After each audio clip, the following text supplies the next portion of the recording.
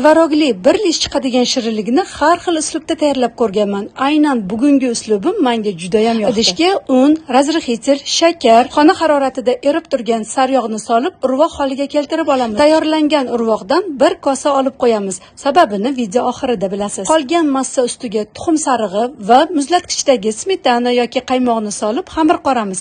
Tayyor bo'lgan xamirni 2 bo'lakka ajratib, 20 daqiqaga tindirishga qo'yamiz. Alohida idishga tvorog, ishlatilgan tuxum sarig'ini, oqi, shakar va maydalab 2 ta limonni to'g'rab olamiz. Po'chog'i bilan to'g'rang, shunda mazasi chiqadi. Hamma mahsulotlarni bir idishga solib, yaxshilab aralashtiramiz. Xamirimizni katta bo'lagini listga mo'ljallab, bir list qilib yoyib olamiz. Chetlarini kesib olamiz. Chetidan chiqqan xamiri ham bizga kerak bo'ladi. Tvorogli massani xamir ustiga qo'yib, bir xilda qilib tekislab chiqamiz. Xamirni ikkinchi bo'lagini qo'lda bo'lib, xuddi videoda ko'rsatilgandek qilib shirinlikni ustiga qo'yib chiqiladi. Olib qo'yilgan urvoqni shirinlikni ustiga sepib, 180 gradusda 40-45 daqiqa pishirib olinadi. Shirinlik tayyor bo'ldi. Agar retsept yoqqan bo'lsa, like bosib, yaqinlaringizga yuborib qo'ying. Siz ham albatta tayyorlab ko'ring. Agar ishtahangiz ochilgan bo'lsa, Robiyangiznikiga mehmonga keling.